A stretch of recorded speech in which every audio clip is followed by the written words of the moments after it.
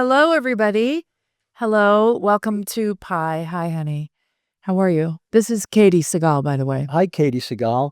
What's your name, dude? I'm Kurt Sutter. Hi. Hi, this is Pie.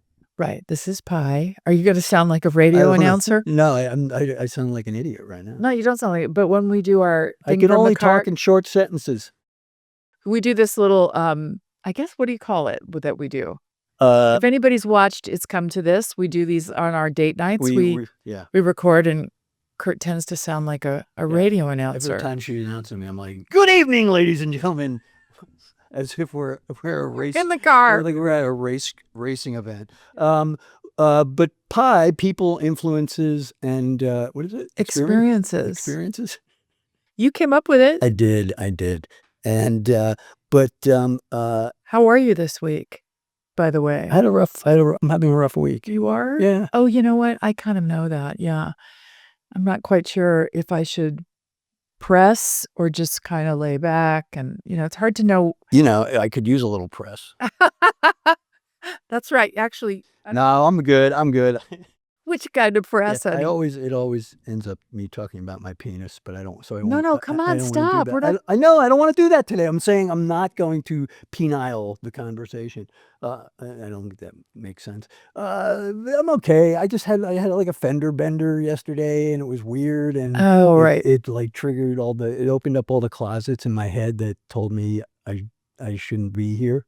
Oh. Just from a fender bender? Yeah, it doesn't take a lot. Doesn't take much. Doesn't take much. It's a fine line I'm walking every day. Wow. Yeah. Well, it's a new day. It's a new day. So there's that. And I have you. I get to wake up next to you. You do. I do, which, is fantastic. I hope I'm okay, good. Yeah. Because sometimes when you're in a moody mood, the moody thing. Yeah. I'm never quite sure how to navigate exactly. That's the way I like it. I know you keep me on my toe, but I quiet is always a good fresh. thing. I like you to wake up not knowing who's there. Maybe that's the key. Maybe that's why it's still working. Who will be there today? Where you are always you, and that's the thing I love. Okay, hopefully consistency. Yes, good. I'm glad. Anyway, here we are. We're doing our podcast, and we have a really fun guest today, and we're happy to have him here. In fact, when we walked into our kitchen, he was standing in our pantry, actually on his knees in our pantry, looking for the tea, which he was looking for snacks. He was looking for snacks, and I was so happy because he felt right at home, which really is always like a good sign when somebody comes to your house. Patton Oswalt! Yay! Thank you, guys. And can I just say to our listeners, they not only did they have the tea that I wanted, they have PG tips. I would have been happy with any black tea. The fact that they, like me, have discovered the wonder of PG tips. Oh, yes. Best English breakfast tea on the planet. The best. A working man's tea. Thank you very much. Well, when we were on Sons of Anarchy, the star was British, Charlie Hunnam. There you go. And so that PG tips was always on set. Yep. So gotta have it. We all got into it, yes. It's the best. Yes. Also, I do love how both of your voices are kissing two extremes of broadcasting where, yes, he is on the edge of being like a drive time DJ, like, hey, Kurt Sutter here. We got a fantastic show. Patton Oswalt here for Ratatouille. So, but Katey is kind of on the kissing edge of ASMR. Have you noticed? She's like, so, Kurt, I understand you had a very stressful week, and I'd like you to tell me about your fender bender. It's WABC AM and NPR. It is. Oh my God! Yeah, those are the two ends of the spectrum. I know. Beautiful. Kind of. We make a good team because it kind of covers all the bases. Who was the famous DJ, the AM DJ? Doc? No, not Doc. In LA or New Jersey? No, in New York he was at it, but he was just he was the guy that I grew up with on the East Coast that was that guy. That kind of voice? Yeah. That everyone emulated? Yeah. There's so many now, I have no idea. And he was still on the air at 80 because of Sirius Radio. He had his own show. Wait a minute. Cousin Brucey. Yes. Cousin Brucey knew because he's still on XM Sirius. Yeah. And it's almost like he's kind of melted into himself, where when he was young, it was Cousin Brucey here. We got a fantastic about the Rascals going to be playing. And now it's this, hey, Cousin Brucey, like it's all kind of melted a little bit. He's still Cousin Brucey, but other bands would write songs about him. Like they would write his themes. He was so huge for a while. Yeah, he was ABC Radio. Cousin Brucey. Where are you from, Patton Oswalt? I grew up in Northern Virginia. Oh, so that's East Coast. It's East Coast, but Northern Virginia is that place where there's no actual accent or culture. We were the suburbs. So Northern Virginia, there's no accent. There's no real Southern twang. If you go anywhere south of where I was growing up, we're down in Charlottesville now, we're down in New Boston, we're down in Roanoke, you get that accent. And if you go anywhere north of where I was growing up, you get that Balmer accent, dear hon, and you get that thing. But if you're in Northern Virginia, it sounds like this. Wow. Nothing. There you go. Nothing. Yeah, because it almost has it almost has like a Midwest. I was going to say Chicago, sort of Midwesty. But we don't get that like Chicago thing. Yeah. But the rhythm of a little bit of it. Yeah. I think the niceness. I always find those Midwest people so nice. Yeah. Although, as you find out, Midwest nice is usually a candy coating over flaming rage. Like they are sitting on so much anger. I thought that was the southern part of the country. The southern part, like the deep, deep south and the far, far northeast, they let their rage out. And in a way, because they let it out more, they tend to be nicer people. But the Midwest, because they keep the nice on top, then the anger kind of has time to simmer. I went to graduate school in Northern Illinois, right? NIU. And I remember driving out there for the first time and coming off the exit ramp into DeKalb, going up to the toll booth, and the toll booth lady was so nice. And like, oh, yes, sir, have a great... And it just freaked me the fuck out. Oh, you weren't used to that? I'm used to Jersey Turnpike, where it's like you throw in the quarter, and if you have to get changed, they look at you like you should be, you shouldn't be behind the wheel of a car. It's like when you rescue a dog that's been abused and you actually talk to it nice. That freaks it out because it's just not used to that at all. I was just staring at her like I didn't know. She told me to have a nice day. I was like, what the hell do I do? And it wasn't like, oh, this is fantastic, I feel at home. It was like, where the fuck am I? Yeah. What is this? They're planning to murder me. No one's this nice without a reason. Yeah. So tell us a little bit about growing up in Northern Virginia. Do you have what did mom and dad do? You got siblings? What's the deal? I was really lucky. I had that very almost aggressively normal childhood. My parents were very, very stable, had a younger brother, grew up in the suburbs, didn't have access to a lot of culture. Because where I grew up, there was no way to get, I was broke. I couldn't get into Washington, D.C. So when I tell people I grew up in Northern Virginia in the late 70s, early 80s, you're like, oh my God, did you see Black Flag and Bad Brains? I was never able to get in the city. I was listening to Phil Collins and Mr. I had no actual edge sense of my scene. Right. Yeah, none.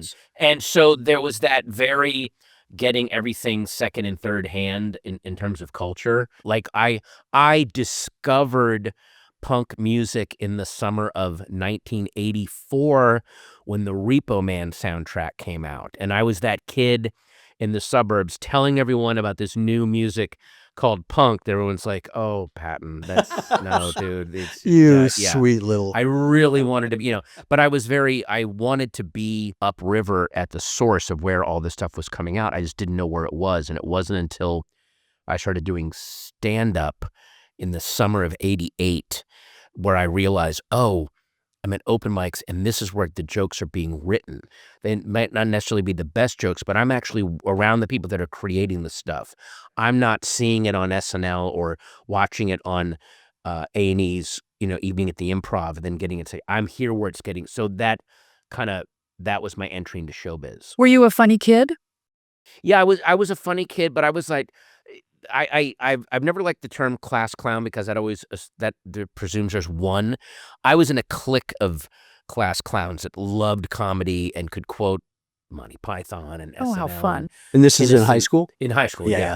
But I was the only one that was like, I'm going to make this a vocation. Like the rest of them were I'm going to go get a nice steady job. And I'm like, I'm going to be the guy that writes this stuff. So, Really? You knew that in high school? no. Okay, wait a minute. I'm giving myself way too much credit. I still had that thing of maybe I'm going to be a writer. Maybe I didn't really know what I was going to do.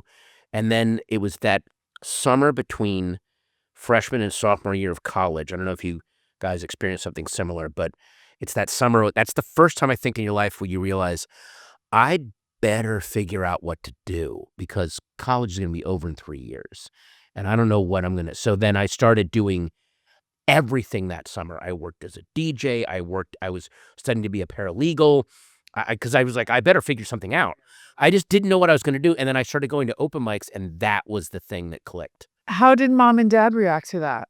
Because there you are, suburb guy, putting through college. What did they want for you? I think my mom wanted something very steady / prestigious, doctor, lawyer, something like that. Because she was very what did your parents do? My dad was a Marine. He was a Marine colonel, retired after 20 years, then worked at USA Today. My mom was a legal secretary. So my mom was more, oh, you're going to go do stand-up. And my dad was, obviously, he wanted me to have a steady job, but, and he never really articulated this out loud, but, he did 3 tours in Vietnam, and he was wounded and saw some genuinely awful stuff over there that he's hinted at but never really talked about. And the idea that I was going to go into entertainment and just write jokes and try to make people happy, he was like, yeah, maybe more of that. So there was that, because also comedy got him through a lot of stuff. So, but he was like, his comedy that he loved was like Jonathan Winters, Smothers Brothers, and then Richard Pryor and stuff like that.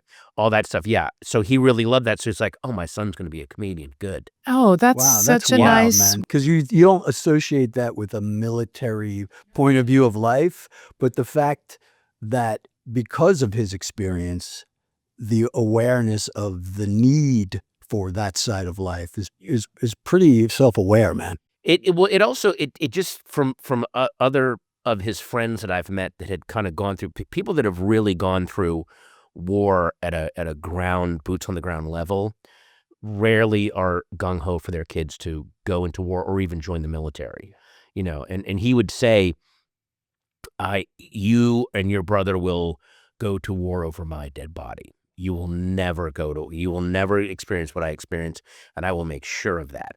Oh my God. Yeah. So again, he saw very bad stuff over there and went in, he went in the late 60s, very gung-ho. We're doing a great thing here. And it was that thing of being over there for 3 years, realizing, oh my Lord, what is happening? So it was that slow, and he wasn't even a radical about it. He was just that very calm, like, that was ridiculous. Right. Yeah. Wow. So that's so great. My parents were not very they were sort of supportive of me going in the arts. My mom secretly was. Like, when did you tell them? Like, was it the same time? I was playing music by the time I was 13 years old. Oh, you knew? I knew. My mom taught me how to play the guitar and sing. And so that was my path. And my father, who was a director, was just like, no, you can't no. Don't do that. And wait a minute, your dad was a version of my dad. He's like, look, I've seen showbiz. That's right. I've seen the horror. Yeah. Don't do it. No, are you kidding? I've had to sober up Shelley Winters at 10 a.m. You are not going through this. Absolutely right. Absolutely right. The That's tragedy so and funny. the horror. I never thought of it that way. We had the same dads, basically. Yes, exactly. Yes, he was keeping me out of the war. Katie, please, can't you just join the Marines? Please, can't you please pick up a rifle? Wow. I don't want to see you on a set. I don't want my daughter going through that. That is so funny. That's so funny. No, but were you, because I'm, people that are asking me now, especially now because showbiz is so fractured, they're like, I just don't know how to get in anymore. Like, how do you get in? And my view is showbiz is it's very illusionary in that it seems like this massive monolith, but it's actually kind of small and everything is sort of connected. And I tell people, if you want to be an actor, start acting. No matter where you're living, find a theater group, find a local thing, and just start acting. It's all connected. And so many people that I know now that are actors are like, yeah, I started in Florida just doing community theater, and then it just, off you go. There's a million entry points now. Is there still community theater? Oh yeah, there is. Yeah. Oh no, there's still. Did you start off in small? Oh, no, I wanted to be a rock star. I did not want to be an Really? actor. Oh, no. I was dead against being an actor. What? Wait a minute. Where did you start playing music? What city? I got I got record deals from the time I was 20, and I was in bands, and I sang backgrounds for lots, Bette Midler and Bob Dylan and Etta James, all these people. No, I was hell-bent. I was not gonna be an actor, and then what happened was I sort of got to my late 20s and couldn't pay the rent, and I did a play in a garage. It was a musical. I sang the whole time. An agent found, it all just kind of once Same I said thing. yes, Go on wherever it is. It will connect. it kinda did. It was wild, but What years were you? So was it Gazzardi? What was it? Gazzari's Gazzari's? Was that was the happening? whiskey, the Gazzari's was here, but I was kind of a little bit younger than all that, but I used to definitely run away from home and I used to go to what's now the Improv, used to be called the Ash Grove, and it was a No blues kidding. club. Really? And the lore is that the owner kept burning it down for the insurance money. So, but me and my best Sounds like he was girlfriend, really bad at it. I guess It rebuilt. whatever, and then they would rebuild it. And me and my best friend from high school, we would, drive up here we were down in the Palisades, and we'd go to the blues club, and yeah. So I was around, but I was kind of on the younger side of all that. So comedy being your entry point was stand-up, but you said you were writing. So at that point, where did you go to college? Did you go to college? I went to college in Williamsburg, place William and Mary on the East Coast in Virginia. Right. And I just went back to give the commencement speech a couple years ago, and they have a massive film program, theater program, comedy program. It's so much more arts oriented. When I was there, it was very classical liberal education. They had theater, but not anything too expansive. So it was good to kind of see that was happening. But again, I had to kind of make it up as I went along, and when I was in high school, by the time I got to junior year, I was doing stand-up full-time on the weekends. It was kind of paying my way. In high school or college? No, not in high school. College. Junior year of college. And so a lot of my, hey, what was your college weekends like? I'm like, I was on the road. Wow. I was out doing gigs and, having those experiences. And I was still in college, but I was making money. That is so ballsy. I think I think being a stand-up is the ballsiest thing you could possibly do. And to do it at such a young age, and sort of, you have to be fearless. You have to be armored. Yeah, right? I mean, I knew, I was very lucky that I knew from age 19 on that, oh, this is what I want to do. Because also, and I don't know if you experienced this with music, when I first started doing comedy, it did not, the first couple years was just death. But what I loved the hang. I loved the hanging out in the clubs, riffing on each other. I was like, this life is, even if I'm barely making enough money to survive, if this is the life I'm living, this is awesome. I love the life of it. So even the first couple years when I was, quote unquote, I remember one year, 1993, I made $11,000 that year, which was just enough to pay my rent, keep my car running, with nothing left over. But I'm like, but I didn't have to work a day job. So I was like, I won. All I got to do is do comedy. I made it. So that, if you love the actual life that involves in it, rather than the rewards of it. I mean, there's still people that we've met them. There are people in showbiz that, no, they want the premieres, they want the magazine profiles, they want the goodies. But then there's other people that I see that are like, I'm acting. This is the best. That's We made it. We made it. This is great. I always felt that way. In fact, I'd rather hang with musicians than actors still. Still. So, no, I did. I love the community, and there's nothing like playing music with people. So it's a wonderful, so I completely relate. All the other Hazarai, whatever. And sometimes, because I'm such a movie buff, that I'm a movie, that my second memoir was about being addicted to movies. It was about moving here and discovering the New Beverly and the New Art and literally going to movies every night, that when I go to premieres now, I'm so frustrated with the red carpet and the interviews. I'm like, I just want to watch the movie.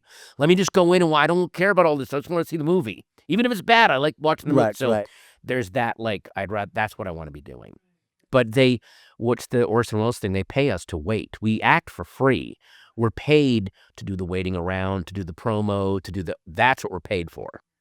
Because the acting is amazing. Just like, same with if you're a musician, you're being paid to travel, to check bags, to wait for the bags you checked, to do the thing. Up on stage, that's for free. I would do that anyway. Yeah, I feel that way about acting now. It took me a minute, but like I just did a job last year where I was waiting all the time. But then the minute I was on camera, I was having a ball. Oh, it's the best. So much fun. It's the best. So it was worth all the waiting. Yeah. Where did you, because you started acting early on, you know what I mean? Or, getting, parts and I know there, like I love comics and it started out being a comic. Where did you start doing stand-up? I started doing stand-up in college. I had a friend of mine, I went to Rutgers, who was the head RA, and we had the Quad would book entertainment, and I would bring in all my buddies from New York, and they were making more money with me at Rutgers because they were getting $75 every time they came down, and that was like, they're used at to that time. That's a fortune. You're used to get maybe $5 in a drink, right? Yeah. But in the city, I was at the bitter end, and no kidding. And I would do bitter end, and then I was studying to be an actor, and at some point, what I realized was the amount of time and energy and practice that has to go into being a stand-up. Got to do it every night. You got to want to do it every night. You have to write, you have to take the hit after the hit. Ballsy. And when it works, it's fucking, there's nothing like it. And when it doesn't, there's nothing like it. Right. So, but there's nothing better than when I always wish on young comedians, what I'm wishing for you, and I'm wishing this out of absolute good, I wish you a truly horrible night, because when you have that horrible night where you just go down, you cannot get then you'll wake up the next day and the world didn't end, and you're like, oh, it didn't matter, and then you become fearless. Oh, I can do whatever I want. That's what gets you. That's over what the failure fear. does for you. That's what failure is the best. Failure, I hear you. And I had a version of that when you're asking me about acting, because early on I started getting acting roles. I got my SAG-AFTRA card by being on Seinfeld. That was in '94, so that's 6 years after I started. Oh my God, you were on Seinfeld? What was your role? What did you do? I was a video store clerk, and George is trying to rent Breakfast at Tiffany's because he's in a book group and doesn't want to read the book. And I'm telling him, like, we don't have it. I'm sorry. I don't have any funny lines, but all I say was like, I'm sorry, sir, it doesn't work that way. Like, that's my line. Right. And I'm just going, sorry, sir, it doesn't work that way. I'm sorry, sir, it doesn't work that way. I'm just rolling it in my head. And Jason Alexander, God bless him, saw me doing that. And then right before we rolled the scene, he leaned, he goes, it's not too late to be fired, Patton. And that made me laugh so hard, like it loosened me up. And then I did fine in the scene. But then I did little bits here and there in news radio and stuff like that. And then I got cast on King of Queens. And when I started acting with people like Kevin James and Jerry Stiller and Leah Remini, then I realized, I've been kind of coasting on just amateur luck. I need to actually, because these people were amazing. Kevin had been doing community theater for years. Like, he had his chops down before he ever stepped in front of the camera. Leah Remini had been doing it since she was 15. Jerry Stiller is just this otherworldly figure that can make every scene work. So I started working with an acting coach to go over my lines because that first season I was okay, but that was the first time I was really shown, in scenes with other people, I'm kind of fading into the background because I haven't actually learned how to do this. I was still very much in love with that whole, I don't need to do, it's all just basic. No, you need to work at it. Yeah. I finally did that too after I was unmarried with children for quite a while, kind of like bullshitting my way through on just natural something. I think because I was a musician, I understood about comedy and time. But then finally, I remember, getting other gigs, and I was like, oh my God, I'm terrible. So I went to a coach I feel like now I know how to act. Now I do some experience. I hired a coach, and every script I would get, we would sit down, and and like everything else I do, I would just read it over and over again, and we would do every variation until I had it in my head. That's all I So would great. do. Right. Yeah. Yeah, and from that you learn, oh, that's how you build a character. Oh, that's how you find the dimension in a scene. Like from that, from the tangible taking apart a scene and working on it, suddenly you're building all those skills that you realize, oh, that's from that job and that's from do you know what I mean? It's interesting to me that your father was in the military because there's something that you're talking about which is very disciplined. I mean, Oh, yeah. and I'm wondering if that is a quality that maybe comes from your upbringing. A little bit, although my dad was not a great Santini type. I don't think he liked a lot of the rigidness of the military. So, yeah, he wanted my brother and I to get good grades and not do drugs and, don't be idiots. But he wasn't like 6 a.m. out of bed. He wanted it because I think he also realized what works as discipline or a design for living for one person doesn't necessarily work for the other people. And he was like very open about find your own system for living, but find a system.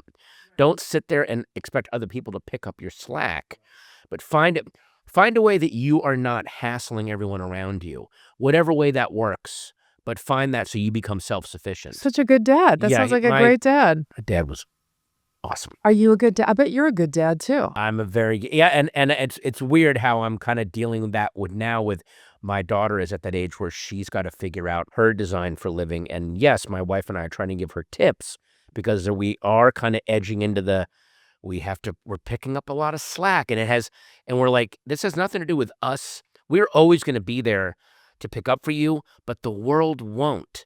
So don't worry about us. Don't bring this version of you to the world because the world will take B- and no hassle over A+ and tons of hassle.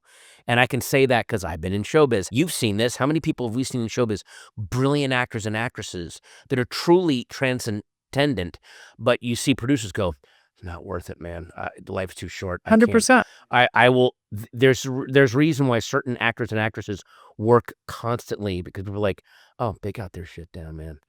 I will have that person here every day. Absolutely, Matt. That's one less problem I have if we hire that person. So true. It's half my casting is, Oh God, yeah. is like, okay, they're right for the role. Now, what's the book? Yeah. And it's not about ferreting out the problem, but it's also, I just remember a director talking about who do I want to spend 6 months with? Yes. And do you know what I mean? And it's not even from it's not worth the hassle of it all. I feel that all of that energy, when it's not good, impacts the rest of the work, the rest of the cast, and it ultimately undermines, no matter how brilliant somebody might be. It doesn't go. It hurts everyone. It brings everyone else down. Absolutely. If that person isn't there, what Bill Murray said, what he learned at Second City was, you try to make everyone else in the scene better. If everyone in the scene is trying to do that, then the whole scene explodes, But if it's one person going, I need to win this scene, then everything gets reduced. I can't even think of the last time I worked with somebody that was like that. I'm going to win this scene. I know I have. Because I have, but they don't last. Yeah, maybe After a couple of projects, we were like, yes, but it's not, I can't. Right. I can't do it. And it's really telling that some of the most powerful directors and producers, the ones who really, the handful that have the ability to kind of write their own ticket, all have happiness clauses in their contracts where they're like, if I'm not happy, I'm walking away. Like, I will walk away from if I got to work with someone I don't like. It's the John Waters thing. Your goal in life is to never have to work with assholes. Oh, It's also, I love that. It's also where you see those directors. It's almost like an ensemble approach. They all, and I do the same thing. It's like you find those actors that are talented, that you jive with, that you have a second, there's a shortcut in the language, and you work with them over and over and over again. Yes. I want a happiness clause as an actor. I think there's a couple actors I I'm sure want that to be have able the to say, if I don't like that dude, yeah. but I guess we don't get to do that probably. No, but there are certain people that they've earned enough credit to go, yeah, I'm walking away from this. Yeah, I don't absolutely. have to be here. So tell me again about how your daughter, because what I caught on to and what we have struggled with as well is enabling them too much, which I think is what you were saying, and trying to teach her to be a little more self-sufficient, kind of? Yes. Well, to find that balance of, she's 16 right now, and you have to, part of it is you're all over the place. But you have to also remember you're all over the place because you're supposed to be. You're 16. You're supposed to be finding a lot of. I've known people that had their stuff strapped down way too tight when they were 14 and 15, and then later on they explode, or it comes apart, or they just. So I'm not worried that things are chaotic right now. They're supposed. I was a friggin' mess. I was a mess the first couple of years of my career as a stand-up. I had to have people go, dude, get your, you being funny or you being original doesn't help if I was late because, man, I'm trying to live in, my darkness and my chaos is part of my creativity. They need you to show up at 7 o'clock because that's when the gig starts, idiot. They don't care about all the, and the audience doesn't care, so you have to find that balance. So we are treading that balance. And I think she's very lucky in that, my wife is an actress and I'm a comedian and an actor. So we know a lot of creativity and organization comes from embracing chaos, but you can't make chaos your address. And you also can't make it your persona and think that everyone's going to think, oh, they're so adorable. Isn't this amazing? Because that's cute for a couple of times. And then people are like, yeah, enough, dude. That was cool. You can't do this every single time. Now, does your daughter have aspiration to go into what you do? Does she want to be an actor? No, she doesn't really know yet. She loves writing. She loves history, but she does not know. And that doesn't panic me because. Which is great. Yeah, you're not supposed to know. You're not supposed to know. You're not supposed to know. Yeah, you're supposed to be all over the place. So yeah, good. Try. But she's also, this is a good quality, but she almost takes to a fault. She wants to try everything. She is almost lethally unafraid sometimes, and she'll say yes to everything, and then she gets bogged down like, I have all this stuff to do, because you agree. She wants to try everything. And even when she was little, like she was fearless about swimming in the ocean. She would just go as far out as we're like, maybe a little fear would be good. Like, she was the kind that would climb the highest in a tree if she could, and we're like, maybe, but that is also a good quality, but power is nothing without control. Tell me if this is me talking out of turn at all, but I just watched the documentary of I'm assuming your daughter's birth mother. Yes. Right. So I'm just wondering how that has manifested in her fearlessness, because I lost a parent not that young, but I lost my mother when I was a teenager. It got me a quality of fearfulness, some fearlessness, some like life's really short, so I better fuck it, go for it, but also like an awareness of mortality at a really young age. Is that something that affects her, do you think? Here's one thing that I have noticed in her is that with the fearlessness, she just wants to acknowledge that there is a solid base there that is never going to go away. So that then, and I've always said, like, I think one of the reasons that I was able to go out and do stand-up and wander the country and live as kind of seat of the pants as I did is because I had such grounded, solid parenting. So I think I was taught almost at a subconscious level, there's always going to be some bedrock of safety here for you. And a lot of my friends who had the fun parents that would smoke weed with them, and it was kind of chaos, but when you're a little kid, it seems fun, but they were secretly terrified because they were 8-year-olds being raised by 11-year-olds. And kids want to know that there's a steady person. So as much as sometimes I would be like, my parents like, you got 9 o'clock, go to bed. You got soccer practice tomorrow. I'm like, you bunch of squares. But then you realize, oh no, that's what actually gave me the safety to go. And a lot of my friends that grew up in that cool chaos are now very just steady jobs in the suburbs, no risk, nothing.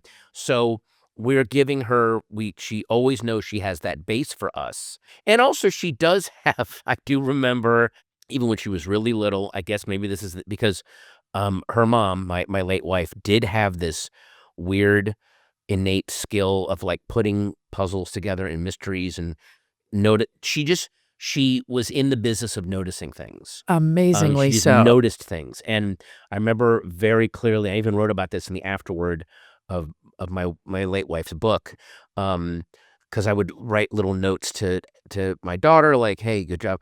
And then one Christmas she was like, and then when we give her like gifts from Santa, I came in her room and she had one of the little cards like to Alice from Santa, and then she had one of my notes, and she was like, this is the same handwriting. But she's like 6, and I was like, oh my God. Like, so is that kind of like, all right. That's fantastic. She got that from her mom, I guess. Wow. Yeah. Wow. So, yeah. The way the sea curls.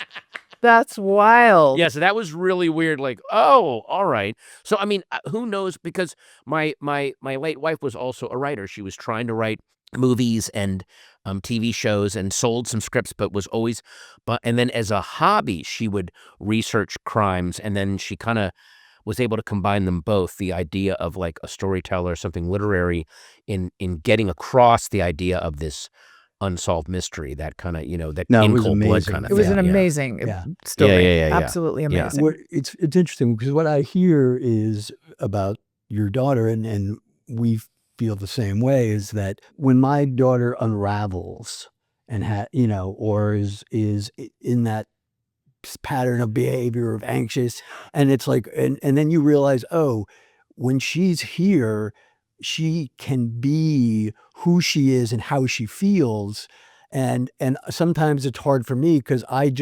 realize I have trouble going, oh, but when she's out there is when she pulls it all together and in a structured way because she knows the rules. Here, she doesn't need those rules, and I always have to remind myself it's because she's safe.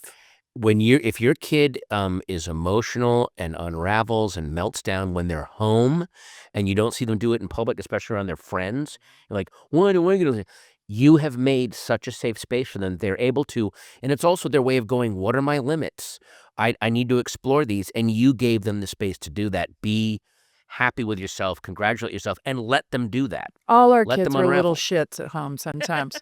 Yeah. All of them, and you just really, and then you see them out, and you're like, what? That's my kid?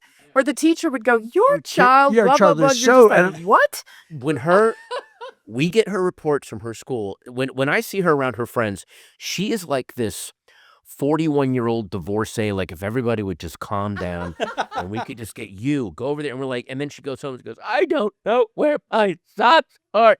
And it's because, yeah, she's safe enough to melt down there. And then in real life, she's like So true. there's this great Onion headline. It was like, 11-year-old girl can't believe how immature everyone is being, that was so her when she's around her friends, like, oh my God, these people. That's how Esme Esme is. is. Yeah. Esme's like that. always that.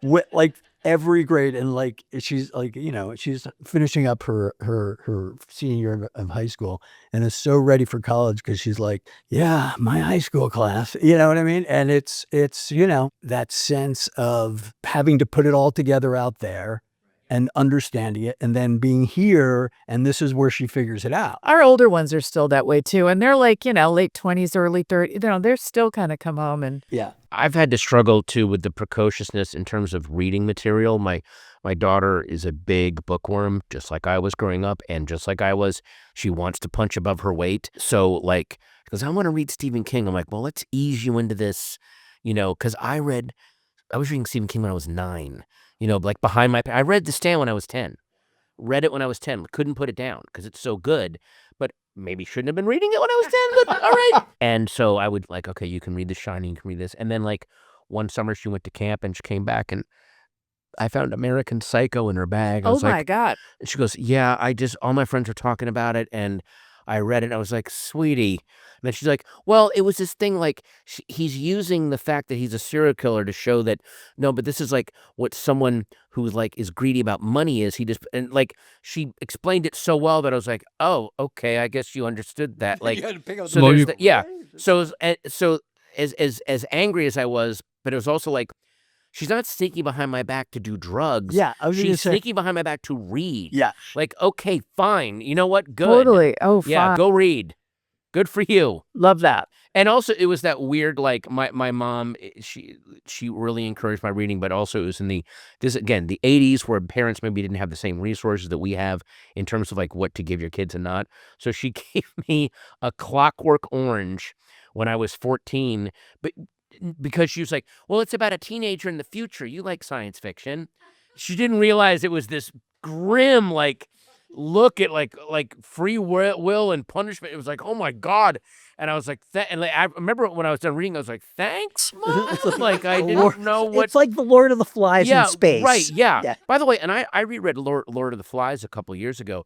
Even and I remember we read that in like 8th grade or 9th grade. That's an intense book. Well, especially when you read it Rye, man. When you read it with adult eyes and you read the pig hunting scene, you're like, this is a gang rape. This is he's describing a gang rape. This is Deliverance. But but maybe they figure, well, 9th graders won't pick up on this. And you know what? I didn't.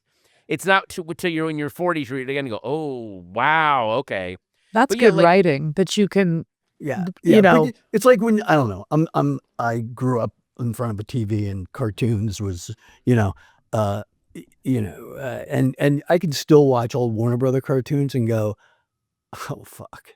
Like you can the jokes that the writers wrote for each other. Slide, DiMaggio, slide. Yeah, when I was a little kid, I'm like, I don't know who DiMaggio is. I assume he's a baseball. Like, you weirdly got these cultural cues from watching this old stuff. It was kind of cool. I like that. But yeah, so there's a lot of that, like, how much do I police? And also we all remember this. The minute you tell them not to watch something, that's the thing that they will immediately go watch. So I've been very good about, like, I do a whole bit now about, because she also loves horror movies, and she wanted to watch the original Halloween, so I showed her the original Halloween, but I was like, well, I'm going to watch it with you. And she was like, oh, it's that thing of like, this movie really freaked me out when I was your age, so and there's no shame in you wanting me to turn this thing off, okay? She was 15 when she watched it, and the whole movie she was just like, she should call the police. He's like standing in her back. What is she? Nothing. None of it scared her. She was either laughing or disgusted with how stupid everyone in the movie was. Don't you wonder if that means the world is a scarier place now? So they're kind of, desensitized to like what we thought was terrible. Like, I wonder if they would watch, what's the one, The Exorcist? I mean, which terrified me. Well, I showed her The Exorcist after she got through Halloween, and there were a couple of scenes that creeped her out, but her main takeaway from The Exorcist was, if I ever get like that, just kill me. Don't bring in a priest to yell at me, and just let me die. Like, so that was her. Although there are certain movies where I'm still like, look, and I'm not saying this to like, I know eventually you'll watch it, but like Audition, Texas Chainsaw Massacre, those are movies that will genuinely mess you up. Fear. But like, even with how you say like kids are so jaded, but something like Texas Chainsaw Massacre exists outside of that. It feels like you're watching, or Henry Portrait of a Serial Killer is one of those movies that like exists. It just hasn't aged and still freaks people out. Yeah. So keep her away from that. Until she's old. I mean, again, when she's in her 20s, yes, watch it because you'll have the proper context. But it's in a way like it's so well made. It's well made to a fault, where it genuinely rattles you. So let's talk about something else rattling. Like, yes, where did you meet your current wife? Well, tell us about that. I remember right when I became a widower, and I was, it was very terrifying. That's the thing that C.S. Lewis says about grief. What no one tells you about grief is terrifying. The first thing it is it terrifying. So, and then I was just like, I just want to get to where I don't feel anything, and I just want to exist for my daughter, and that's all and that'll be my life, and I'm cool with that. Anything but this terror. And then I had another friend of mine who was also a widower who's like, You're gonna go through this. You're gonna go through I just want to not feel anything, and then you'll start actually feeling emotions again. You'll feel, ambition, jealousy, and you'll feel joy again, and you'll feel guilty about feeling all of them. Like, I shouldn't be feeling these, but when they come, let it happen. So it was almost a year till after my wife had passed away that I'm friends with this actress, Martha Plimpton, and we have a lot of friends in common. So Martha's a wild woman. I just saw her in London. She lives in London. She lives in London now, yeah. She's amazing. But when she was living in LA, she would have these salons where she would throw a dinner and then invite different people over just to watch them talk and everything like that. She's a bon vivant. And so I was invited to one of these, as well as my wife, my current wife, Meredith Salinger. She's an actress who has been friends with Martha since they were teenagers, both child actors. So I couldn't go, and I get a Facebook post. My wife was like, Martha, that was a great party. And then she said, Patton, you missed the best fucking lasagna. Like, just as a little side note, like, you didn't make it. We didn't know each other, never met each other, vaguely aware of each other. And then I just sent her a private message just going, story of my life. I missed it. I really wanted to go. And then she wrote back, yeah, it's things are. And then we just started talking every night. And what I realized, one of the biggest of the many things that I missed about my late wife was I had found someone to talk to in the dark at the end of the day. That is when one of the ways you really know you found who you're going to spend your life with is at the end of the day, I want to lie in the dark and just go over the day with this person and go, the hell is going on out there, And so it just very innocently on Facebook messaging, we, and I hate to credit Mark Zuckerberg with this, but he did bring us together. So, but we would just same time tomorrow night, and it wasn't flirty. It was just two people talking about, because the world was crazy at that point. It was early 2016. It was March 2016, and we spent 3 months just every night just talking. We never talked on the phone. We never met face to face. It was all just writing about talking about books and life and everything. And then we finally met after 3 months face to face. I go, well, we should meet, and then she goes, well, let's go to some place like at the beach where if it's not working, one of us can just leave and go walk. Like, she was 47. She had never been married. She'd been on so many dates. She's like, I'm on a date. And even if I love the person, I'm like, oh my God, I don't like this person. Like, and she was, at that point we had kind of fallen in love, but she's like, you don't know if you don't like them. So then we met and it just clicked. Oh, yeah. But it was a lovely 3 story. months of like hours of just writing every night. Wow. It sounds like a rom-com, I must say. Kind of rom-com-y. Rom-com-y. But then it had this weird, if it's a rom-com, there's no third act, because when we met on May 20th, we got engaged on July 4th, we got married on November 4th, and everyone was like, well, that's pretty quick. The two things that one, all my widower friends are like, don't let anyone else schedule your recovery. If you find love, people get married 6 months after a spouse dies. What are you waiting for them to be okay with it? That's insane. But also, I was 48. She was 47. We're not in our 20s. Like, I still need to figure stuff out, man. Like, we had read an age where like, this person's cool. I've been with enough people to know this person's not nuts. I'm going to be with them. I love that. We don't I think when older people date, it's a much quicker process because you're like, I've done this. This person isn't crazy. Or you go on a couple dates. Oh, nope. Crazy. Don't know need right it. away. Yeah, I know exactly where this is going to go. We can just move away. Yeah, I've been here before. Done this one. So that's fantastic. So now you've been married for how long? You've been married? It will be 8 years this November. Isn't that fantastic? Well, I love when I hear, it sounds like you started as friends, which I think is such a great way to. Yes. I mean, and genuinely, like, just not even, I would say not even as friends, just two genuine human beings, just like, what is happening right now? Like, what this world, and this kind of talking that way, and then very naturally talking about ourselves rather than here we are on a date. Well, I've done this and this, and I've done this, and it all happened. There was no rush to it. There was no like, oh, I got to get this. I got to land this in 45 minutes. There was sometimes we would just talk about it. Oh, I read this in a book. Oh, what's it called? Okay, I'll read it and we'll talk. It had nothing, just talking. So how do you guys manage? Because this is something we talk about. Do you travel a lot still? Yes. What are you doing? Stand-up travel? I know you work all the time. Yeah. I mean, there's a lot of travel. I think what's really good with Meredith is she very much understands, hey, when work comes, take the work. So the other one is always about, oh no, I'll pick up the slack when you're off working. Like, she's filming next Friday. Good. I'll handle everything next Friday. I'll get the our daughter has an orthodontist appointment. I'll do that. Hey, I just got this job. It's going to take me out of town for 2 months down to Savannah, Georgia. Okay, I got this. That's fine. Like it's the work comes first.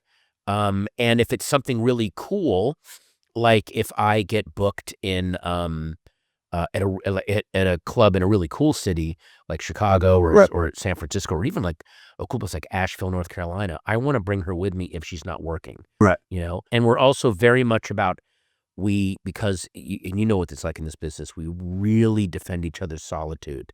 When you have a day where you're like, I am so burned right now, or you just got back from a gig and you're like, I need to have a day to be in my sweatpants and sit at the wall and stare at the wall and just get myself back together. The other person's like, everyone keep away, let them rebuild. So we're very, very good about that, but we're also very good about, hey, you showed up for this amount of time, it's time for me to show up for you.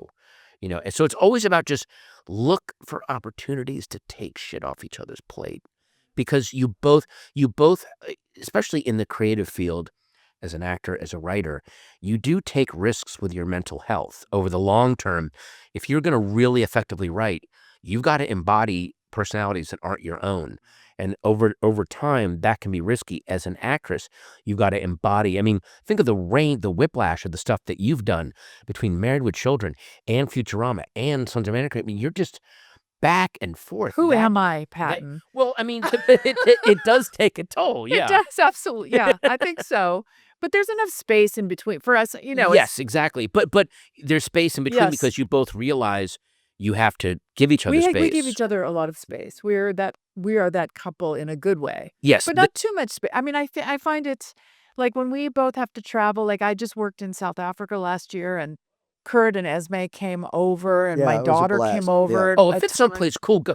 We just got back from London. I was doing a gig in London, and then once I booked the gig, my manager was like, well, there's a Comic-Con over there if you want to stay and sign.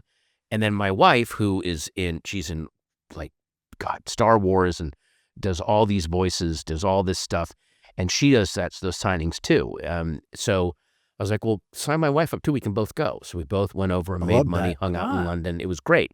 So when we can coordinate that. Yeah, that's so good. We've just started doing this thing, which we have been really consistent with, only because we film it. But no, that's not true. Even though it is kind of true. But we committed to a date night. We're just starting doing that because I've been traveling. How do you commit to the date night? Is it the same night every week? It is. It's every Thursday night. So if you guys get like some kind of gig, you got to go, Thursday I can't do. They got to work around our date night? Right, we work around, but we'll reschedule it for another day that week. But here's the key. Here's the key, being ham bones that we are, is Kurt came up with a theme. So we go to landmark restaurants in Los Angeles. That have been around for at least 40 or 50 years. So dives, like you don't have to get dressed up, like, Apple Pan, Cars, blah, blah, blah. Apple Pan, where they've never changed the fry grease. No, they That's never do. why it tastes so good. That's why. Oh my God, that was exactly what we They've said. never changed the fry grease. So anyway, so we do it every Thursday, and then we sit in the car and we make a little video for like 4 or 5 minutes, and it gets posted. And it's called "It's Come to This," which was my name, actually. I will take credit. It's come to this. And so, but what's been really fantastic is we are committed to doing it. And it's just been great. It's been awesome. We are working, we are making lists of, like, especially now, Instagram makes it very easy, like cool getaway place or 5 restaurants you need to eat at in LA before you die that you don't even know exist. And there's like, especially in the outskirts, there are places that have been there for 80 years that you've never heard of. But we need to do that. There's a hot dog place, I believe it's in Woodland Hills, that there's graffiti on the wall. Charles Manson carved his name in the wall because he would sit there and wait for one of the, I think it was Squeaky Fromm was working at a strip club across the street. And he would wait to pick her up. And they still make the original hot dogs they make. Oh man, we got to find that. So there's I'll send you where it is. All right. But yeah, so do you ever have guests on It's Come to This? Well, we're just just about to start. We want to double date. Absolutely. You want to come? Yeah. Oh, yes. Okay. Oh my God. And Great. It's fun. My It's favorite come to this. my favorite thing is to make her laugh, right? That's my favorite thing to do. Actually, because So- she's never laughed, right? She's never She laughed. never laughed. Never laughed. I'm Oh a my tough God. laugh. Oh my God. Are you filming it? Sorry. And so we, she just turns the camera on, and that's what I put on my AM DJ voice. And we laugh. we review the place we just went to. We tell people why it's great. We tell people where it is, and then I just say stupid shit until she starts laughing. And It's then actually, I think more people are watching that than our podcast. I would. and then we post a 1 minute or 3 minute of it on Instagram, and then YouTube. They can watch if I'm rambling on for 10 minutes, they can watch it. But yes, we've just decided we're going to have couples come with it. We're going to ask some other people to come with We're us. absolutely in, and we will. That would be so fun. We'll use something on our list that we haven't been to, so all 4 of us can experience it. Oh, It's fantastic! a be weird great. place we can go to. Yeah. Oh So my that- God, yeah. Oh, dude, you'd love it. The original Tommy's, Yep. Which was Astro gross. Burger, Sorry. and I'm sure. Hang on. Have there places that you've gone where afterwards you're like, guys, look, I understand that this is an institution, but maybe this needs to be shut. Original Tommy's. Well, for me, I'm not a chili dog person. it's shitty. and the show. chili was like, Yeah. Oh no, You know, God, really? happening. They're And we better went to the one franchises. They're better downtown. Tommy franchises because they're franchise. Oh, But the original one is on Rampart, and it's to not always nail the chili is inexcusable. I'm telling you, where was really good though that I'd never been to was Carney's. Carney's. Have you ever had a hot dog at Carney's? Which train- one, on Sunset or in the Yeah. Valley? Sunset. I've only been to the one in the Valley. I can't believe because of the it's always comedians in there because of the comedy Because of show. it. Yeah. Yeah, but Great amazing hot dogs. If you eat hot dogs. amazing I chili. Yeah. No, A it's crunch on a hot dog. I love hot dogs so much. There's a place in Burbank at the corner of Magnolia and Buena Vista called the Handy Market, and they sell the stadium dogs that you get in Dodger Stadium, the snapper dogs. They sell those. So you cook them up and they snap. And yes. It's the best. Have you ever had a Big Red? A hot dog called Big Red? Oh, where's They that? sell them. We used to get them. We lived on the west side, and they sold them at the Country Mart in the farm shop there. Big Red. They're called Big Reds. They're So good. good. They may be better than Dodger dogs. I'm just It's saying. okay. No, I love food. It's so interesting how you call the show. It's come to that. I've seen so many people now that are like, oh, I have to do a podcast, or oh my God, I'm doing this. Going over to London is so eye-opening because especially actors in London, they're just like, you just take work where you get it. What is with all this like, oh, excuse me. I'm not, they're all like David Tennant was signing at this thing that I was at. Right. And he's just like, yeah, today this is a very precarious business. Very few people have money they can retire on. British actors are always like doing pantomimes over Christmas. They do ads. That whole mentality that we have over here of like, I am an artist, and they're like, what? Would you calm down? I think that's a Coach, young what- person's game, though, Yeah, don't yeah, you?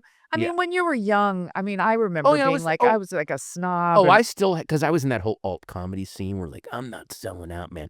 I remember a friend of mine was going out with, and I'm not disparaging either one of these people because these are both great people, but Janine Garofalo, so hilarious. And at times she was dating a friend of mine named Greg Barrett, also a brilliant comedian.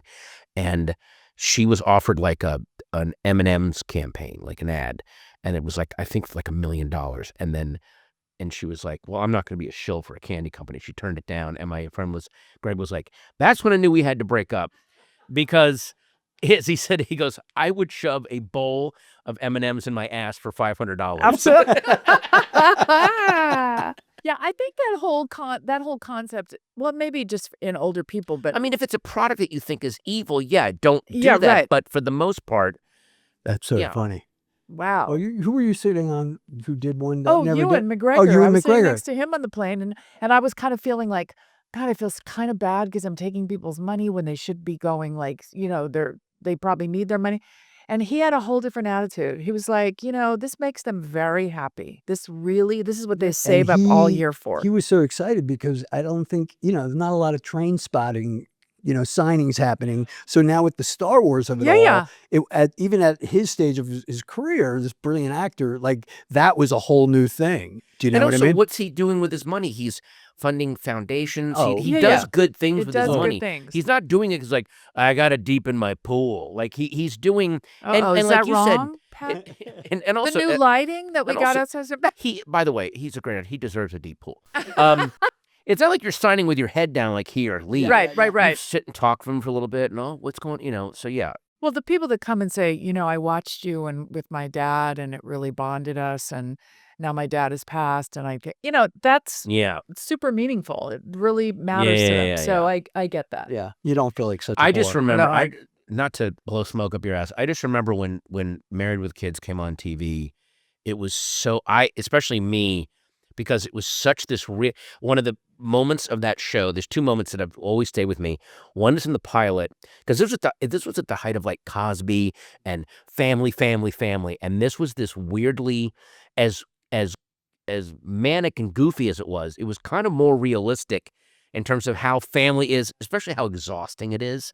So in the pilot, when Al was sitting there and the neighbor's like, "So where are your kids, Al?" And he just goes, "I don't know." Like just no desire to even be with them. And that was it got such a huge laugh. We were like, yes, that's actually what parenting is. And then there's another one where he stays up all night and inventing a thing that's going to make them rich, which are these shoes with these weird lights. It was the stupidest thing you've ever seen. And Christina comes out like in these clanky things, goes, "D, you have lights at night when you're walking around," and you go, "Oh my God, this is the best thing he'll ever come up with. Like, this is the height of his thinking.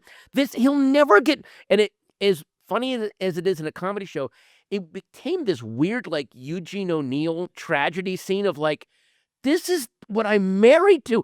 This is the best he'll ever do. It's never going to improve. It was such a weird thing to see on a sitcom, in a half-hour sitcom, to watch this character hit this existential point of despair and play it for laughs. It was amazing. I know. It was pretty, the working title of the show was "This Is Not the Cosby Show." That was the working title of Married with Children. So it was intentionally to spin all that. It's interesting because I remember, I forget, it was some FX thing, and Chris Rock was there and met you and basically pushed me out of the way to get to you. But his whole thing was that Peg was way more like their family and their moms than any black sitcom mom had ever. Like, they related more to that dynamic than anything else. I know. And you can see the effect of Peg on shows like Malcolm in the Middle, where the mom is never dressed up, right? Because she's got a million things going on, and there's piles of things that haven't been put away yet, and I just need to sit the hell down. Like, it kind of opened up those floodgates of like, no, a mom at home in the middle of the day is not dressed up. She's dealing with 900 things and is not there to be sweet and kind to making everyone. Cookies. Yeah. What do you need? What do you want? Why are you here right now? This is supposed to be my time off. Like, oh, so good. No, anyway, definitely. Yes. I can't tell you how many times, the Fox Network was embarrassed by us, even though we Barry Diller was a bit embarrassed by us, but that was okay. Yeah.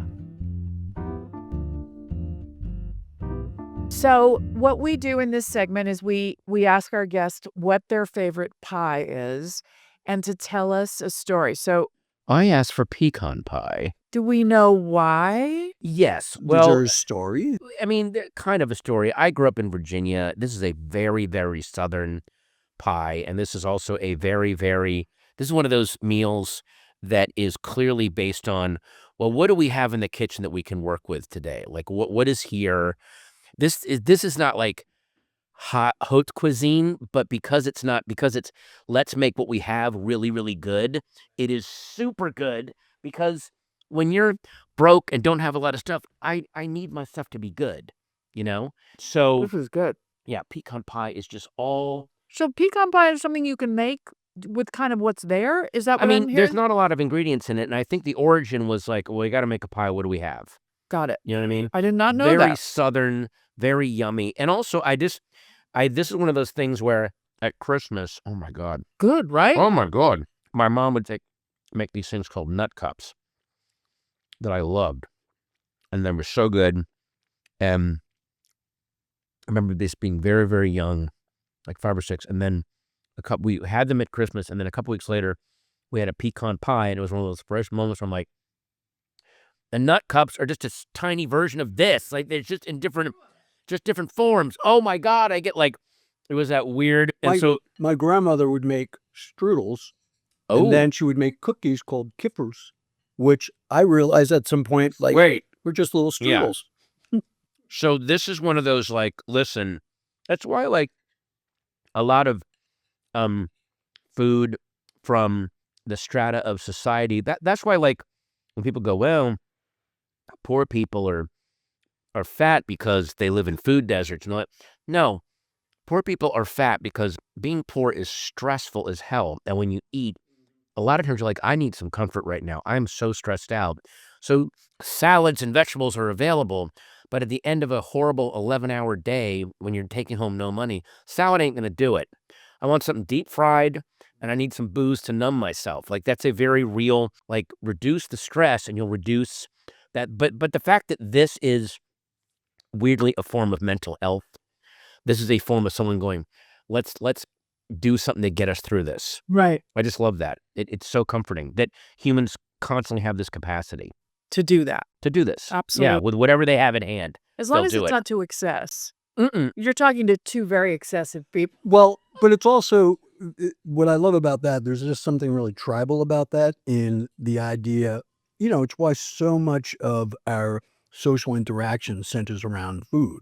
Because it is the thing that, not only do you need sustenance, yes, but there is a comfort factor to it. There is a giving, a sharing that is wholly tribal, like coming together and to share something. It's a love language. It's a love language, and every area, every culture, has different pieces of it, but I don't want to get into like conspiracy stuff, but there feels like there's a lot of propaganda amongst people that are breaking their ass to go, just have this meal shake instead. Just have this meal bar. Have, like, trying to train people and get them into the mindset of, like, just eat to stay alive. Don't worry about, and it's like, no, humans need to connect with one another, and you can't take that away from people, and don't let them take that away from you. It's such a gym rat, like West Hollywood thing too. I mean, I'm just, not to sound too judgy, but I can't tell you how many people I run into. They're like, I just eat for fuel. And I'm like, really? How many chicken breasts and pieces of broccoli can you, No. Well, that never lasts. It doesn't last. No. But also they're trying to, like, literally restructure, like. No, you're absolutely right. Think of now, oh my God, everything is so much more convenient. We have everything's on our phone. All I do now is I fill out forms and I download apps and I got to do usernames and passwords. It takes up my whole, I have a part-time job as a data entry person so that I can live. And it's like the time that I could be maybe cooking something, or maybe like that's all being taken away. Like, just grab a meal bar and get your data in. You're like so right. That just seems to be, it seems like they're trying to push us that way. And that's going to end in tears and apocalypse, because people they can only sustain that for so long before they go nuts. I was just going to say, we're creating things to save time that we have to do that takes the time that supposedly we're saving. Yes. I think, though, there's a whole backlash. And I talked to our 29-year-old, 30-year-old. There's a backlash to some of that where they are, wanting to have dinner parties and wanting to cook meals for themselves and wanting to not have everything at their thing. They're, my one kid's off social media, wants nothing to do with it. And the other, and she is too, except to promote maybe her music, I think there's some kind of backlash because it's just so soul stripping to lose all those traditions, to lose that. Maybe it's, especially with the younger waves coming up, Gen Alpha and stuff, they've seen the extremes of living online and what it gets you. what the effects are. So now they're realizing it's not like it's a Luddite revolution, but it is I got to look after my mental health here. And you're seeing a lot, by the way, that was really telling when Simone Biles, remember when she just said, I'm taking a year off, man. I'm losing it and I can't do this. And it's going to, like, still a gymnast, but I need this. And the Gen Xers and the boomers are like, you power, you muscle through that. That's what we did. Yeah. It's like, yeah. And you came apart at the seams. Like she wants a whole, and then of course she came back and was even more amazing. And now there's people like, at my daughter's school, there's like students that are like, yeah, I'm in a bad place. I'm taking the year off. And they're like, good. Like people are more aware of, there's no shame in not just the medication game, but in the self-help game and the self-care game. There used to be that whole thing, you grit your... Not anymore. Well, I think COVID actually brought some of that awareness because so many young people and older people just fell apart. And so it is kind of enlightening to see that as humans, we recognized that and we are lifting that up in the mental health world. There'll not to sound grim, but it's going to be a couple generations are going to need to die out, some older ones, before we're Probably literally us. Yeah, we're me too. But there is this thing of like, we need some of these people just to move along. But unfortunately, they're also there's a thing, especially about boomers, where like the generation before them, the greatest generation, they were weirdly cool and sanguine about, yeah, I'm old now, time to walk away. It's the John Wayne at the end of the Searchers. I did my job, I'm walking away. The boomers, they are white knuckling their youth. There is no such thing as like, I did what I could. Next people, I'm going to move along. They're like, no, it has to end with me.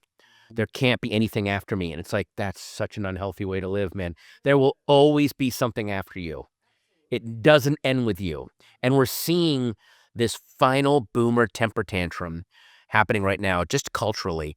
And then hopefully we'll get on the other side of it, but there will be generations coming along. I especially think Generation Alpha will be way more comfortable with, did what I could, now I'm just getting in the way, time to get out of the way and Which let them one's do the alpha? Is Esme? That's after Gen Z. I think it's like...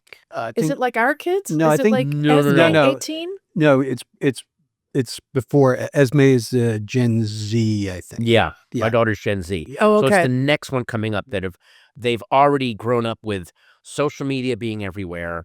Like that's already a given. So they're not like, it's not a novelty to them.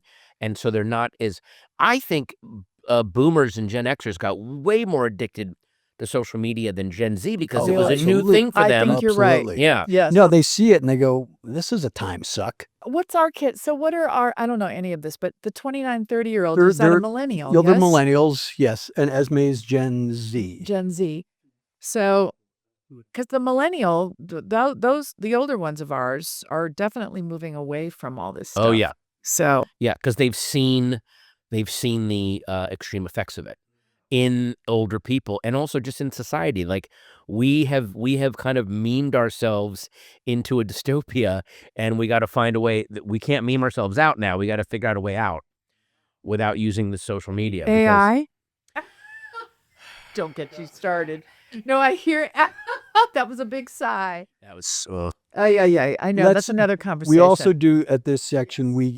This is where we dig in deep and want to know who you are, not what you do. But this is the section where you get to talk about what's happening, what's going on. So you want to sell anything? You want to promote anything? You want to? I mean, I have an ongoing series at Dark Horse Comics called Minor Threats. We are about to start coming out with the 3rd volume of it. Oh, that's cool. There are spinoffs within the world that it's set in that other writers have come to us and gone, oh, let me do something with that character. So that world building is going on, which is really amazing.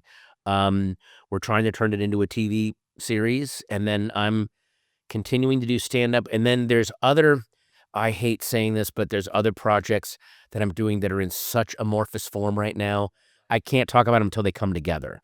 Half the time, especially now because the ground is just shifting under everyone's feet in entertainment. So people are there seems to be splitting into two camps. There are writers and creators that are pitching to the algorithm and others that are waiting for the algorithm to crash. They can do what they want to do. Right. You know, and also there's people that are going, okay, if there's things that I want to do the way that I want to do them, I better start getting used to living on less money and downscale my life so that I can make the films, make the TV, make the things I want to do, because these won't necessarily pay the way that other stuff that I don't want to do is going to pay. Right. Do you know Z2? Do you know that publisher? They do mostly graphic novels. God, there's so many graphic novel. That's again, like you were talking about with the pushback, kids wanting to make. People are wanting to actually read books again. Books are actually, and publications are kind of blowing up again, you know, because we've so hit a wall with scrolling, and it's got to be like 8 seconds, and people are like, I'd like to sit with something. Like that pushback is going on. I'm in the middle of training myself. I used to read all the time. Me too. And now, not so much. And now I've told myself in the mornings when I wake up and I'm having my coffee, You're always reading, yeah. the book that I'm in. And don't invite that chaos in yet. Oh my God, it's Yeah. just You so read addicting. you really. I mean, I'm a huge history buff, and I can't read. I have trouble reading other people's fiction. Like I start reading, and all of a sudden I go into my own story, but the only thing I watch are documentaries or Antique Roadshow or shows where dudes are swinging hammers, but the only books I will read are biographies and history. I go back and I can read. I just finally finished reading David Mitchell's Cloud Atlas, which knocked me out. I took a couple of runs at that, and then this time, oh my God, I could not put that thing down. Really? I don't even know that book. Don't read anything about it. Just start reading it. I guarantee the beginning, you're like, what is this? And then, oh my God, it's amazing. Cloud Atlas. All right. Atlas. Well, it's recorded. Yeah, it's recorded. And then there's also, but I read a lot of, one of my favorite biographers is a guy named Jimmy McDonough, and he wrote an amazing biography of Neil Young called Shaky. And I don't know that one. And he did one about Tammy Wynette, one about Russ Meyer, and so he just one about Al Green. So he does these very interesting like takes. So yeah, but those are equally entertaining for me to read. I finished the first book in Robert Caro's LBJ Quartet, the biography of this massive 4-volume. I've not. Oh my God! Not ventured. Yeah, that is just talk about getting into the granular aspect of someone's life. It's amazing. Huh? Yeah. I love that I'm learning all this. What are you reading right now? I am reading a book that I can now not. It's so good. Is that the one Sarah I can't gave think you? of the title of it. I just read All Fours, which was written by what's her name? Miranda July. Miranda July. My wife is in a book group and just read that. That was this like almost cringy cringy about great basically life. Yeah, came apart. basically her life. And, she drove her life into a tree, basically. But it's so like she said she couldn't stop reading it. But as you read, like, what are you doing? Oh yeah, but it all ends out fine. It all ends up okay. But life changes, and that was a very good book. And now I'm reading this one that I can't think of the name of right now. It's upstairs. I could go run and get it, but I'm just started it, and I'm in. You know, it just takes a minute sometimes. Fiction. Nice. I like to read fiction. I'm reading a biography of St. Thomas Aquinas. Oh. Just because I started reading his philosophies, right? He was like a he wasn't a Jesuit, but he was like what a Jesuit would be today in terms of educated priest. Right. But one of the greatest minds that ever existed. And, wow. And I've had his books on the shelf. I'm like, I'm going to read. I finally picked it up and started reading. And I was 12 pages in. I was like, I can't grasp it. So I've got a biography and I'm reading about him before I dive into the works of, because I'm aware of snippets and his influences on other philosophers and the Stoics and all that stuff. But it was the readings were so. Oh God, you're heavy. going to do a show about Thomas Aquinas, but it's going to be long haul truckers. Is that how you're going to do it? Yes. Is that how you're going to? God damn it! I knew it. Gangsters. Yeah.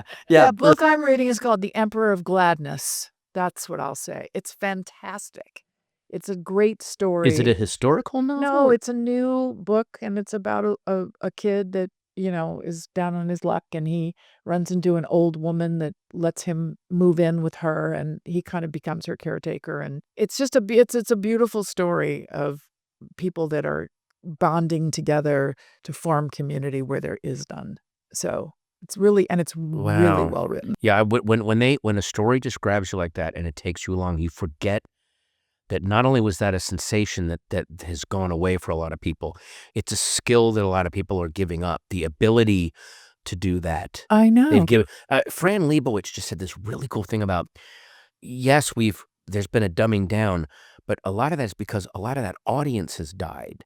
Like, you need a discerning audience to be able to then support artists that are doing really new stuff. Now a lot of times we have artists, and I'm quoting Amadeus now, but it's like there are people right now that are distinguished by people who don't know how to distinguish. Like, and that's and they're filling arenas.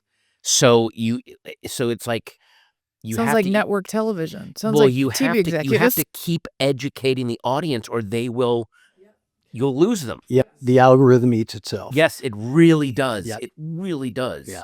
Well, on that note, Yes, I Hey, think we did the Pie's podcast. still good. your That's pie's right. fantastic. Patton, we adore you. We really do. Dude, I've been a fan for so Thanks, long. guys. And to be I've able to just work learned with so you much about and you. hang with you. I want to let's You know. the four of us find a historic place. and Yes, go we will. eat, Yes. and then shoot a video where they're like, they really need to up their burger game. That's exactly what. This is not good.